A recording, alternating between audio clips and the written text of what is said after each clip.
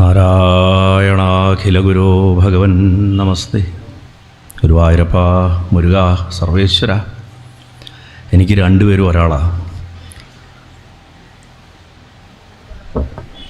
ഞാൻ അവിടെ ഇരുന്ന് എനിക്ക് പറയാൻ പറ്റാത്ത കാര്യങ്ങൾ പറയാനാണ് ഇപ്പോൾ ഇവിടെ വന്ന് നിന്നത്. കാരണം അവിടെ പ്രോട്ടോക്കോളുണ്ട്, നമുക്ക് ചിലത് പറയാൻ പറ്റില്ല. എല്ലാവരെയും മനസ്സുകൊണ്ട് സാഷ്ടാംഗം നമസ്കരിക്കണം ഗുരുവായൂരപ്പനായിട്ട് കണ്ടിട്ട്. ഇന്ന് വ്യക്തിപരമായിട്ട് വളരെ സന്തോഷമുള്ളൊരു ദിവസമാണ്.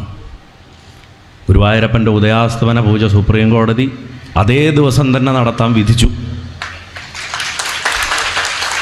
കഴിഞ്ഞ വർഷം ഇവിടെ ഈ വേദിയിൽ, എൻ്റെ ചെറുപ്പത്തിൽ ഞാൻ ക്രിക്കറ്റ് കളിച്ച സ്ഥലമാണ്, ഇവിടെ ഭാഗവത സപ്താഹം നടത്താനുള്ളൊരു യോഗം ഉണ്ടായി. അതിൽ നരസിംഹാവതാരത്തിൻ്റെ ദിവസം ഏകദേശം ഉച്ച ഊണ് കഴിഞ്ഞിട്ടുള്ള സമയത്ത് എനിക്കൊരു കോള് വന്നു. ഇവിടെ കയറുന്നതിന് മുമ്പ് കോഴിക്കോട് ഗുരുവായൂർ ക്ഷേത്രവുമായിട്ട് ബന്ധപ്പെട്ട ഒരു പുരാതന കുടുംബത്തിലെ വളരെ മുതിർന്നൊരംഗം എന്നെ വിളിച്ച് വളരെ വിഷമത്തോടു കൂടിയിട്ട് പറഞ്ഞു, ശരത്തെ, ഇതുപോലെ ഒരു ദുര്യോഗം വരുന്നുണ്ട്, ഒരു റെസൊല്യൂഷൻ പാസ്സാക്കാൻ പോകുന്നു, വൃശ്ചിക മാസത്തിലെ ഈ ഏകാദശി ദിവസത്തെ ഉദയാസ്തമന പൂജ മാറ്റാൻ. അന്ന് ഞാനത് സദസ്സിൻ്റെ അടുത്ത് തുറന്ന് പറഞ്ഞില്ല. ഞാൻ പറഞ്ഞു, മനസ്സിനെ വളരെ വേദനിപ്പിക്കുന്നൊരു വിഷമം ഉണ്ടായിട്ടുണ്ട്, വരുന്ന ദിവസങ്ങളിൽ നിങ്ങളത് അറിയും എന്ന് പറയുണ്ടായി. അതിനുശേഷം പിന്നീട് അങ്ങോട്ട് ഉണ്ടായതൊക്കെ വളരെ രസകരമായിട്ടുള്ള കാര്യങ്ങളായിരുന്നു. അത് ഇന്ന് വീണ്ടും മുരുകൻ്റെ അടുത്ത് ഞാൻ വരണ ദിവസം, അത് ഉച്ചയ്ക്ക് ഞാൻ ഇവിടെ വന്നിരുന്നു സ്റ്റേജ് നോക്കാനൊക്കെ. ആ സമയത്താണ് ഞാൻ അറിയണത്, സുപ്രീം കോടതിയിൽ നിന്ന് നമ്മുടെ ഒരു വളരെ അടുത്ത സുഹൃത്ത് അദ്ദേഹം വിളിച്ചു പറയുകയാണ്, ഗുരുവായൂരപ്പൻ ജയിച്ചു എന്നാണ് പറഞ്ഞിട്ട്. ഗുരുവായൂരപ്പൻ്റെ ഭക്തർ ജയിച്ചു എന്നാണ് അതിൻ്റെ താല്പര്യം. ഇവിടെ സ്കന്ദപുരാണത്തിൻ്റെ ചർച്ച വരുന്നത് നല്ല രസമാണ്. വ്യക്തിപരമായിട്ട് ഏത് ക്ഷേത്രങ്ങളിലെയും അതാത് ദേവൻ്റെ കഥകളും ദേവൻ്റെ ചരിത്രങ്ങളുമാണ് പറയേണ്ടത് എന്നുള്ള പക്ഷക്കാരനാണ് ഞാൻ. സാർവത്രികമായിട്ട് ഭാഗവതം നടത്തുക, സാർവത്രികമായിട്ട് ദേവീ പുരാണം നടത്തുക, അല്ലെങ്കിൽ ദേവീഭാഗവതം നടത്തുക, അതൊന്നും തെറ്റാണെന്നല്ല പറയണം. അതാത് ക്ഷേത്രങ്ങളിലെ ദേവന് കൊടുക്കാനുള്ളത് കൊടുത്തിട്ട് നിങ്ങൾ ഭാഗവതം നടത്തിക്കോ. ഇല്ലെങ്കിൽ തന്ത്രത്തിൽ തിരുമേനി ഇരിക്കുന്നുണ്ട്, ഞാൻ മഹദതിക്രമം പറയാൻ പാടില്ല എന്നാലും പറയുകയാണ്, അന്യമന്ത്ര യജനം എന്ന് പറഞ്ഞിട്ടൊരു ദോഷമുണ്ട്. ദേവന് മന്ത്രം മാറി പൂജിക്കുക, അതേ ദോഷമാണ് ഉണ്ടാവണത്. കഥ പറഞ്ഞാലും ദോഷമുണ്ട്. മുരുകന് കൊടുക്കേണ്ടത് സ്കന്ദപുരാണം, ശിവന് കൊടുക്കേണ്ടത് ശിവപുരാണം, അമ്മയ്ക്ക് കൊടുക്കേണ്ടത് ദേവി ഭാഗവതോ ദേവി മഹാത്മ്യം. അതിനുശേഷം നിങ്ങൾ ഭാഗവതം നടത്തിക്കോളൂ. അപ്പോൾ ഈ ഒരു ആശയം കുറേ കാലമായിട്ട് ഞാൻ പരിചയമുള്ള എല്ലാവരോടും പറയുന്നുണ്ട്. അതിൻ്റെ ഫലമായിട്ട് ഒരു പക്ഷേ രവിതേട്ടനിലേക്ക് ഞാൻ വരാം. രവിതേട്ടൻ ഉപയോഗിച്ചൊരു വാക്കുണ്ട്, ഇതൊന്നും നമ്മളാരും ചെയ്യുന്നതല്ല. ഗീതയിൽ തന്നെ വളരെ പ്രസിദ്ധമായിട്ടുള്ളൊരു വരിയുണ്ടല്ലോ, നിമിത്തമാത്രം ഭവ സവ്യസാചിൻ. നീ വെറും നിമിത്തായാൽ മതി, ബാക്കിയൊക്കെ ഞാനാ ചെയ്യണത്. അപ്പോൾ ഇവിടെ മുരുകനെക്കുറിച്ച് പറഞ്ഞത് തന്നെ ആ പരബ്രഹ്മസ്വരൂപമായിട്ടുള്ള ഏതൊരു ചൈതന്യമാണോ നമ്മുടെ ഉള്ളിൽ മുഴുവൻ ഇരുന്ന് നമ്മളെ നിയന്ത്രിച്ചുകൊണ്ടിരിക്കുന്നത്, അതിൻ്റെ നിശ്ചയമാണ്. മരുഭൂമിയിൽ കിടന്ന സിനിമ ചെയ്തിരുന്ന, പരസ്യം ചെയ്തിരുന്ന എന്നെ പിടിച്ച് ഈ വേഷത്തിലേക്ക് കൊണ്ടുവന്നില്ലേ? ഇലക്ട്രിസിറ്റി ബോർഡിൽ ജോലി ചെയ്തുകൊണ്ടിരിക്കുന്ന രജിത്തേട്ടനെ പിടിച്ചിട്ട് കൊണ്ടുവന്നില്ലേ? ഞങ്ങളൊക്കെ ഗൃഹസ്ഥരാ, നിങ്ങളെപ്പോലെ സാധാരണ ഗൃഹസ്ഥരാ, ഒരു എക്സ്ട്രാ ക്വാളിഫിക്കേഷനും ഇല്ല. രജിത്തേട്ടൻ പറഞ്ഞു, ശരത്തിന് കുറേ അറിയാം, എനിക്കറിയില്ല. രജിത്തേട്ടൻ അത് വേണ്ടു, ഹൃദയത്തിൽ ഭഗവാൻ ഉണ്ടാവുക വേണ്ടത്. കുറേ പഠിച്ചതാണ് നമ്മുടെയൊക്കെ കുഴപ്പം. ഇത് കയറ്റിയത് തലേന്ന് താഴേക്ക് ഇറക്കാൻ വേണ്ടിയുള്ള പഠിപ്പിക്കലാണ് ഇനി കൊടുക്കേണ്ടത്. അത്രയും കൺഫ്യൂസ്ഡാണ്, പ്രത്യേകിച്ച് നമ്മൾ ഹിന്ദുക്കൾ. അപ്പം അങ്ങനെ ഉള്ളൊരു കാലത്ത് ഈ ഒന്നും അറിയാത്ത നമ്മളെ കൊണ്ടുവന്ന് പടിപടിയായിട്ട് ഓരോന്ന് ചെയ്യിപ്പിച്ചുകൊണ്ട് ആദ്യം ചെയ്യിപ്പിച്ചു മുതുവറ ക്ഷേത്രത്തിൽ തൃശ്ശൂർ ശൈവത്തിൽ പിടിച്ചാൽ തുടങ്ങിയത്. ശിവപുരാണം 24,000 ശ്ലോകം 2023 ജൂൺ മാസത്തിൽ 12 ദിവസം കൊണ്ട് അവിടെ തീർക്കാനുള്ള ഒരു നിയോഗം ഉണ്ടായി. പിറ്റേത്തെ വർഷം അതേ ക്ഷേത്രത്തിൽ ഭാഗവതം 18,000 ശ്ലോകം. അത് സപ്താഹമല്ല, ദ്വാദശാഹായിട്ടാണ്. 12 ദിവസം സത്രത്തിന് തുല്യമാണ്. 12 ദിവസം ഒരു ഏറ്റം വന്നാൽ സത്രമാണ്, അതിൻ്റെ മുകളിലേക്കൊക്കെ സത്രം, അതും അതിൻ്റെ മുകളിലേക്കും അതും നടന്നു. തൃശ്ശൂരാണ് എനിക്ക് ആ കാര്യത്തിൽ ഭാഗ്യം തന്നിട്ടുള്ളൊരു സ്ഥലം. മൂന്നാമത്തതും തൃശ്ശൂരാണ് നടന്നത്. ശാക്തേയം ദേവിയുടെ ചൂരക്കോട്ട് കാവിലും ദേവി ഭാഗവതം 2025 ഏപ്രിൽ മാസത്തിൽ. മെയ് മാസമായപ്പോൾ സാക്ഷാൽ എൻ്റെ ഗുരുസ്ഥാനം കൂടിയായിട്ടുള്ള മള്ളിയൂർ ഗണപതി ക്ഷേത്രത്തിൽ പറയാൻ ഗണപതിയാണ് അവിടെ പ്രതിഷ്ഠയെങ്കിലും അവിടെ ഇന്നേ വരെ ഗണേശപുരാണം നടന്നിട്ടില്ല. ആദ്യമായിട്ട് ഗണേശപുരാണം ചെയ്യാനുള്ള ഒരു ഭാഗ്യം ഭഗവാൻ തന്നു. അതും എൻ്റെ ഭാഗവത ഗുരുനാഥൻ്റെ സാന്നിധ്യത്തിൽ. ശൈവം, വൈഷ്ണവം, ശാക്തേയം, ഗാണപത്യം കൗമാരത്തിന് വലിയ പാടാണ്. അഞ്ചാമത്തെ ആചാര്യസ്വാമികൾ സ്ഥാപിച്ച ഷൺമതത്തിൽ അഞ്ചാമത്തെ കൗമാരത്തിന് വലിയ പാടാണ്. ഇനി സൗരം മാത്രം ബാക്കി. സൂര്യൻ്റെ ഏതെങ്കിലും ക്ഷേത്രം കണ്ടുപിടിക്കണം. അങ്ങനെ 5ഉം ഡോക്യുമെൻ്റഡ് ആയിട്ടിരിക്കും. ഇപ്പോൾ ഇവിടെ ഉള്ളത് ലൈവിൽ കാണുന്നവരുണ്ട്, അറിയാം. നമ്മുടെ സ്ഥിരം കാണുന്നവരും അല്ലാത്തവരും പെലമാർക്കയുടെയൊക്കെ ഒരുപാട് പേര് കാണുന്നുണ്ട്. 18 സ്റ്റെപ്സിൻ്റെ സ്ഥിരം പ്രേക്ഷകർ ധാരാളം പേര് കാണുന്നുണ്ട്. നാളെ അനവധി തലമുറകൾക്കും കൂടെ ഈ ടെക്നോളജികളൊക്കെ നിലനിൽക്കുന്ന കാലം വരെ കാണാനുള്ള സൗകര്യം കൂടെ ചെയ്തു വെച്ചിട്ടാണ് ചെയ്യുന്നത്. രജിതേട്ടൻ നേരത്തെ പറഞ്ഞതുപോലെ ഇത് നമ്മളല്ല ചെയ്യുന്നത്, ഭഗവാനാണ് ചെയ്യുന്നതുകൊണ്ട് ആ കിട്ടുമ്പോൾ പിടിച്ചോളണം, കിട്ടുമ്പോൾ രേഖപ്പെടുത്തി വെച്ചോളണം. അതുകൊണ്ട് ശ്രദ്ധ വിടാതെ കേൾക്കുക. ഭക്തിയല്ല വേണ്ടത്, ശ്രദ്ധ വേണ്ടത്. ശ്രദ്ധ വളർത്തിയാൽ ഭക്തി താനെ വരും. വലിയ വലിയ മഹത്കാര്യങ്ങളൊക്കെ ചെയ്യാനുള്ള കഴിവും നമുക്കുണ്ടാവും. മുരുകൻ ശ്രദ്ധയുടെ പ്രതീകമാണ്. ഭഗവാന്റെ ശ്രദ്ധ ഓരോ സൂക്ഷ്മാവസ്ഥയിലുണ്ട്. ഞാൻ പലപ്പോഴും മുമ്പും പല പ്രഭാഷണങ്ങളും പറഞ്ഞിട്ടുണ്ട്. സുബ്രഹ്മണ്യ ചൈതന്യം തുടങ്ങിയിട്ടുള്ള അനവധി പ്രഭാഷണങ്ങളുടെ നമ്മുടെ അതിൽ പറഞ്ഞിട്ടുണ്ട്. ജഗത്തിൻ്റെ ഇച്ഛാശക്തി, ജഗത്തിൻ്റെ ഒരു വിൽ പവർ എന്ന് പറഞ്ഞിട്ട് അതിനെ ഡിനോട്ട് ചെയ്യുന്നുണ്ടെങ്കിൽ അതാ ഭഗവാനാണ്. ഏതൊരു മന്ത്രം കൊണ്ടാണോ ഋഗ്വേദം തുടങ്ങുന്നത്, അഗ്നിമീളേ പുരോഹിതം യജ്ഞസ്യദേവ മൃത്യുജം ഹോതാരം രത്നധാതവം, അഗ്നി എന്ന ശബ്ദം കൊണ്ടാണ് ആരംഭിക്കുന്നത്. ഭഗവാൻ അഗ്നിയാണ്. അഗ്നീച്ച മുന്നിൽ നിന്ന് നയിക്കുന്നവൻ, സേനാനി എന്നർത്ഥം. ഋഗ്വേദം ആരംഭിക്കുന്നത് തന്നെ ഭഗവാനെ വിളിച്ചുകൊണ്ടാണ്. ആ ഭഗവാൻ നമ്മുടെ ശരീരത്തിൽ പ്രവർത്തിക്കുന്നത് എങ്ങനെയാണെന്ന് ഞാൻ ചിലപ്പോൾ മുമ്പ് പറഞ്ഞിട്ടുണ്ട്.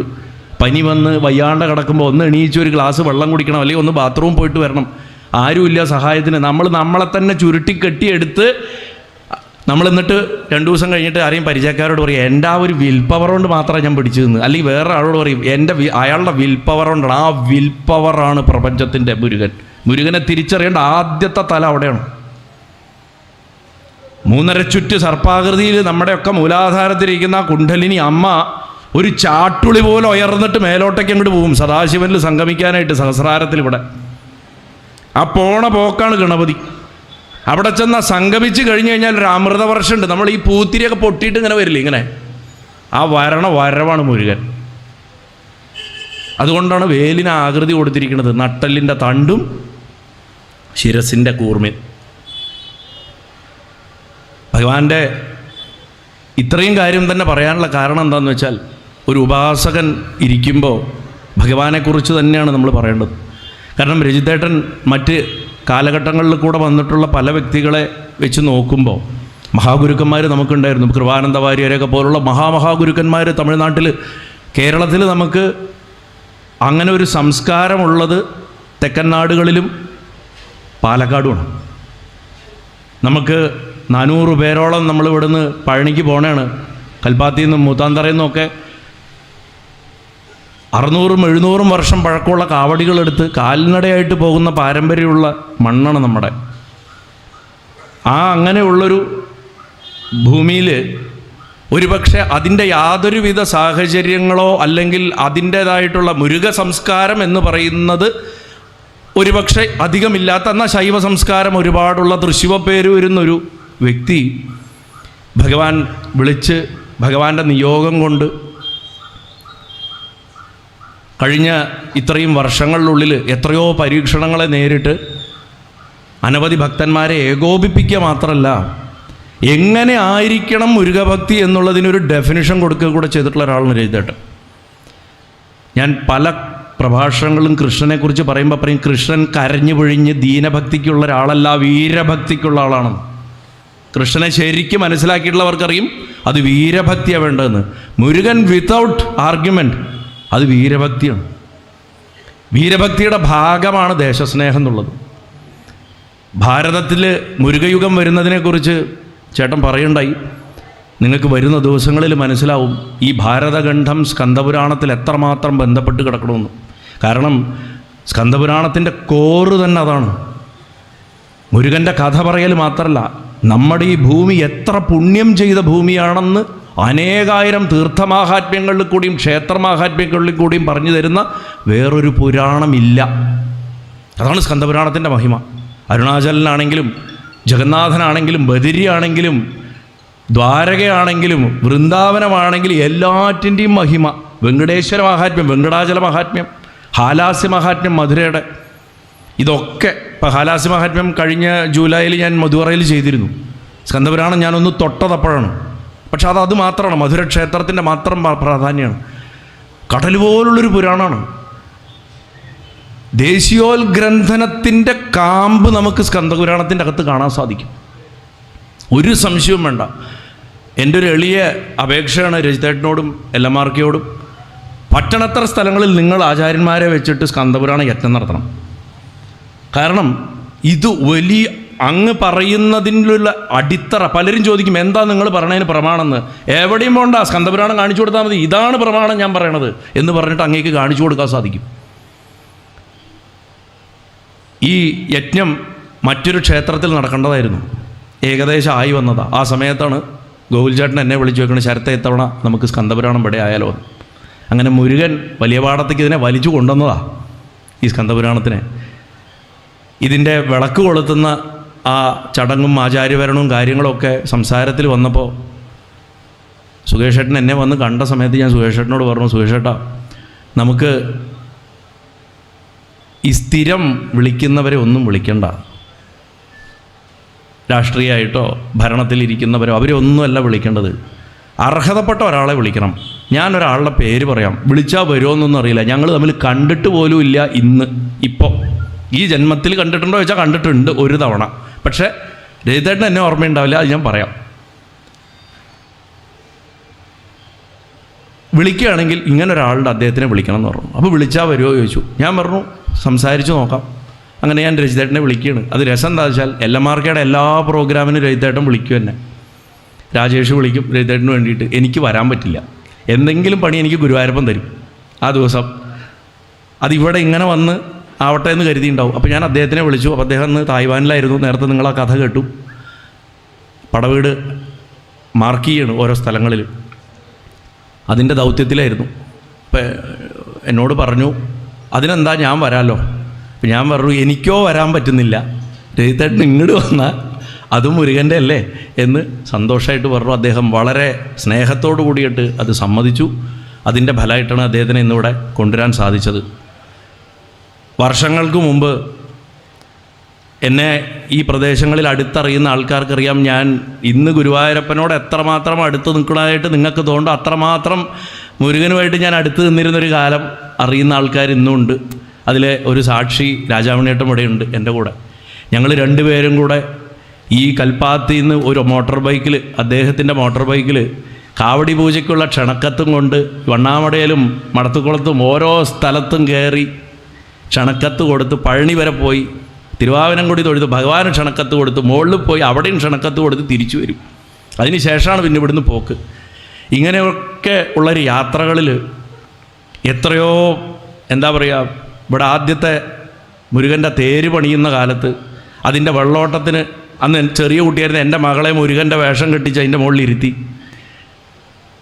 മുരുകൻ ഇങ്ങനെ കൂടെ സഞ്ചരിച്ചൊരു കാലമായിരുന്നു. എല്ലാ കാര്യങ്ങളും തുറന്നൊരു പൊതുസഭയിൽ പറയാൻ പറ്റില്ല, അടുത്തറിയണവർക്കറിയാം എങ്ങനെയായിരുന്നു മുരുകൻ എന്നെ കൊണ്ടു നടന്നിരുന്നത് ആ കാലത്ത്. അവസാനം കൊടുമ്പ് സുബ്രഹ്മണ്യസ്വാമി ക്ഷേത്രത്തിൽ പോയിട്ട് എല്ലാവരും ചോദിക്കാൻ തുടങ്ങി, ലൗകികമായിട്ടിരിക്കുന്ന ഒരാൾ ഇങ്ങനെ ആയാൽ എങ്ങനെയാണെന്നുള്ളൊരു വിഷയം നാച്ചുറലി വരും. കൊടുമ്പ് സുബ്രഹ്മണ്യസ്വാമി ക്ഷേത്രത്തിൽ പോയിട്ടൊരു വെള്ളിവേല് വെച്ചിട്ട് ഭഗവാനോട് പറഞ്ഞു, ഭഗവാനെ ഇനി എനിക്കിത് തരരുത് എന്ന് പറഞ്ഞിട്ട് പ്രാർത്ഥിച്ചിട്ട് വന്ന മഹാദുർഭാഗ്യവാനായിട്ടുള്ള ഒരുത്തരാണ് ഞാൻ. അത്ര അനുഭവങ്ങളാണ് ഭഗവാൻ തന്നിട്ടുള്ളത്. അങ്ങനെയുള്ള ഒരു യാത്രയിൽ ഒരു വർഷം ഗുരുസ്ഥാനീയനായിട്ടുള്ള കാവടി രാജുവയ്യർ, രാജുമാമ, രാജാമണിയേട്ടൻ ഇവരൊക്കെ കൂടെ ആ പഴനിക്ക് പോകുന്ന സമയത്ത് അങ്കാളപരമേശ്വരി മണ്ഡപത്തിൽ പഴനിയിൽ തമ്പടിക്കും നമ്മൾ. തൈപ്പൂയം ദിവസം മോളിലല്ല അഭിഷേകം, ആവിനംകുടിയിലാണ് രാശുമാമയുടെ കണക്കിൽ താഴെ തൊഴുള്ളൂ, പിറ്റേ ദിവസം മുകളിൽ പോളൂ. പഞ്ചാമൃതം നമ്മൾ തന്നെ ഉണ്ടാക്കണ പഞ്ചാമൃതമാണ്, അത് 1 വർഷം കേടുവരില്ല, അത്രയും ചൈതന്യമാണ് അതിൽ. മാമാവന് ആരോഗ്യ പ്രശ്നങ്ങളുള്ളതുകൊണ്ടാണ് വരാൻ സാധിക്കാത്തത്. പോയി കണ്ടു നമസ്കരിച്ചാണ് വന്നത്. പ്രത്യക്ഷ മുരുകനാണ് കൽപ്പാത്തിയിൽ അദ്ദേഹം. അപ്പോൾ മാമ എൻ്റെ അടുത്ത് നമ്മുടെ ഈ കുണ്ടമ്പലത്തിൽ വിശ്വനാഥസ്വാമിയുടെ അവിടെ ഇരിക്കുന്ന മുരുകസേവാ സംഘത്തിലിരിക്കുന്ന ഭഗവാന്റെ വെള്ളി കെട്ടിയ ദണ്ടുണ്ട് മുരുകൻ്റെ, എന്നാ പിടിച്ചുക്കോ, നീ തന്നെ എടുത്താൽ മതി പറഞ്ഞു. ഇത്രയും കാവടികളുടെ മുന്നിൽ ഈ ദണ്ടും കൊണ്ട് പോവുകയാണ്. ആ പാദവിനായകർ കഴിഞ്ഞ സമയത്ത് പിന്നെ നമ്മൾ പറയില്ലേ, മയിലിൻ്റെ പുറത്ത് കയറി പോയ മാതിരിയാണ് 967 പടി കയറി പോണത്. ഒരു പാറ്റ പോകുന്ന പോലെ, ഒരു ഒരു ഒരു ഒരു തൂവൽ പോകുന്ന പോലെ പോവാണ്. ആ തൂവൽ പോണ പോലെ ഞാൻ കയറി ഇടുമ്പൻ സ്വാമിയുടെ അവിടെ ചെന്ന് തൊഴുത് തൊട്ടിപ്പുറത്ത് സർപ്പവിനായകനെ തൊഴുത സമയത്ത് ഏകദേശം 6 അടിയോളം ഉയരമുള്ള അതിതീക്ഷണമായിട്ടുള്ള കണ്ണുകളുള്ള ഒരാൾ കാഷായ വസ്ത്രം ധരിച്ചിട്ട് നോക്കിക്കൊണ്ട് നിൽക്കണു. ഒന്നും നോക്കിയില്ല, അച്ഛാന്ന് വിളിച്ച് നമസ്കരിച്ചു. ഭസ്മത്തിൻ്റെ മണം. ഞാൻ തല ഉയർത്തി നോക്കിയപ്പോൾ എന്നോട് കണ്ണുകൊണ്ട് എന്ന് പറഞ്ഞ് അങ്ങോട്ട് കാണിച്ചു. ഞാൻ അവിടുന്ന് ആ പോകുന്ന പോക്കിൽ ഒരാളുടെ മേലെ പോയിട്ട് തട്ടി വീഴാൻ പോയി. ചെയ്തേട്ടനത് ഓർമ്മയുണ്ടോയെന്ന് അറിയില്ല, അങ്ങായിരുന്നു അത്. ഞാൻ അങ്ങനെ മറക്കില്ല. കാരണം ആ മുഖം കണ്ടിട്ട് പിന്നെ ഞാൻ ഫസ്റ്റ് കാണുന്ന എൻ്റെ ഈ തിരിയലിൽ നിങ്ങളുടെ മേലെ ഞാൻ വന്ന് തട്ടിയത്, ആ ദണ്ടോട് കൂടിയിട്ട്. അപ്പോൾ ഇത്രയും കൊല്ലത്തിന് ശേഷം ഞങ്ങൾ ഇന്ന് ഇവിടുന്നാണ് കാണുന്നത്. ഞങ്ങൾ തമ്മിൽ കണ്ടിട്ടില്ല, അതൊക്കെ മുരുകൻ്റെ ഒരു നിശ്ചയം. അദ്ദേഹം പറഞ്ഞതുപോലെ ആവുംപടി പറയാൻ ശ്രമിക്കാം. ഗുരുവായൂരപ്പൻ എന്തൊക്കെ പറഞ്ഞു തരണോ അതൊക്കെ നിങ്ങളുമായിട്ട് പങ്കുവയ്ക്കാൻ ശ്രമിക്കാം. ഒരു കാര്യം കൂടെ ഒന്നുകൂടെ ഓർമ്മിപ്പിക്കുകയാണ്. രാജ്യത്തിന് വേണ്ടി ഭഗവത് ഭക്തിയെ എങ്ങനെ ഉപയോഗിക്കണം എന്ന് അദ്ദേഹം വ്യക്തമായിട്ടുള്ള വാക്കുകൾ നമുക്ക് റെഗുലറായിട്ട് പറഞ്ഞു വന്നുകൊണ്ടിരിക്കിട്ട് ഇപ്പോഴും പറഞ്ഞു. ഇന്നത്തെ ഈ ഒരു ചെറിയ വിക്ടറി നോക്കൂ, ഈ ഉദയാസ്തമന പൂജയുടെ. കഴിഞ്ഞ വർഷം നിസ്സഹായരായിരുന്നപ്പോൾ ഗുരുവായൂർ ക്ഷേത്രത്തിൽ ശരത്തേ ഹരിദാസിനെ അകത്ത് കയറ്റരുത് ദേവസ്വത്തിനെതിരെ പറഞ്ഞതുകൊണ്ട് രസം എന്താ വെച്ചാൽ ഇപ്പോഴും ദേവസ്വത്തിന് വേണ്ടി ഉച്ചപൂജ അടക്കമുള്ള സകലതും നമ്മൾ തന്നെയാണ് റൺ ചെയ്യണത്. അപ്പോഴും വെറും രാഷ്ട്രീയ പ്രേരിതമായിട്ടോ അല്ലെങ്കിൽ അധികാര പ്രേരിതമായിട്ടോ ഇത് പറയുമ്പോൾ ഞാൻ അന്ന് ശ്രോതാക്കളായിട്ടുള്ള എല്ലാവരോടും പറയണം, അമ്മമാരെ, എൻ്റെ ശ്രോതാക്കളൊക്കെ അടുക്കള പണിയാണ് അമ്മമാരാ. അവരാണ് എൻ്റെ അടുക്കളയിലാണ് എൻ്റെ പ്രഭാഷണങ്ങൾ എല്ലാവരും കേൾക്കണം. മെജോറിറ്റി ആൾക്കാരും കേൾക്കണം അടുക്കളകളാണ്. എൻ്റെ ഏറ്റവും വലിയ സന്തോഷം. കാരണം അന്നത്തിൽ നാമം കയറുന്നുണ്ട്, അതുവഴി തലതിരിഞ്ഞു പോണ തലമുറകൾക്ക് ഔഷധം കിട്ടും. അപ്പോൾ അത് അടുക്കളയിലാണ് കേൾക്കണ്ട് അല്ലേ? അവരോട് ഞാൻ പറഞ്ഞു, നിങ്ങൾക്ക് കുടുംബത്തിന് വേണ്ടി ജപിക്കണതിൻ്റെ കൂട്ടത്തിൽ ഒരു നാമം ഗുരുവായൂരപ്പന് വേണ്ടിയിട്ട് ജപിക്കാൻ പറഞ്ഞു. അതിൻ്റെ ഫലം നമ്മളിന്ന് കണ്ടത്. അതുകൊണ്ടാണ് ഞാൻ പറഞ്ഞത് ഭക്തൻ്റെ വിജയമാണ്. ഗുരുവായൂരപ്പനല്ല ജയിക്കണത്. ഗുരുവായൂരപ്പൻ സദാ ജയിച്ച് നിൽക്കുന്ന ആളാണ്, മുരുകൻ സദാ ജയിച്ച് നിൽക്കുന്നവരാ. നമ്മളെ ജയിപ്പിക്കാൻ വേണ്ടി ഭഗവാൻ പലവിധ വേഷങ്ങളെടുക്കും, പലവരെ നിമിത്താക്കും. അത് മാത്രം മനസ്സിലാക്കിയാൽ മതി. ഞാൻ കുറച്ച് അധികം പറഞ്ഞതെന്താ വെച്ചാൽ എനിക്കപ്പോൾ അത്രയും ഗ്രന്ഥം മാത്രം പറഞ്ഞാൽ മതി. അപ്പുറത്ത് നിങ്ങൾക്ക് മിക്കവർക്കും അറിയാം, ഞാൻ തുടങ്ങിയ 3 മണിക്കൂറിലൊക്കെ നിർത്തുള്ളൂ എന്തെങ്കിലും. അപ്പോൾ മനസ്സ് നിറഞ്ഞു ഇവിടെ എല്ലാവരെയും കണ്ടിട്ട്. രവിതേട്ടൻ വന്നത് അത്രയും സന്തോഷം, അത് പറഞ്ഞറിയിക്കാൻ വയ്യ. കാരണം എന്നെ വ്യക്തിപരമായിട്ട് എന്നെ സംബന്ധിച്ചിടത്തോളം മാർഗദർശനം നൽകുന്ന ആരാണെങ്കിലും ഗുരുസ്ഥാനീയർ. അതൊരു കൊച്ചു കുട്ടിയാണെങ്കിൽ പോലും ഈ വഴി പോണ്ട ആ വഴി പോ എന്നൊരു കൊച്ചുകുട്ടി കാണിച്ചാൽ അവൻ ഗുരുവാ, അത് ഭഗവാനത്. അപ്പോൾ തലമുറകളെ മുഴുവൻ മാർഗദർശനം തരുന്ന ആൾക്കാരെ നമ്മൾ ആ ഗുരുഗുഹനായിട്ട് തന്നെ ആരാധിക്കണ്ടേ? അതുകൊണ്ട് ആ ഭഗവാന്റെ നാമത്തിൽ നിങ്ങളെ എല്ലാവരെയും മനസ്സുകൊണ്ട് സാഷ്ടാംഗം നമസ്കരിച്ച് രവിതേട്ടനോട് എൻ്റെ അഗൈതവമായിട്ടുള്ള നന്ദിയും രേഖപ്പെടുത്തിയിട്ട് ഞാൻ എൻ്റെ വാക്കുകൾ ചുരുക്കണു. നാരായണാഖില ഗുരോ ഭഗവൻ നമസ്തേ. ഗുരുവായൂരപ്പ സർവേശ്വര മുരുകാ ഭഗവാനെ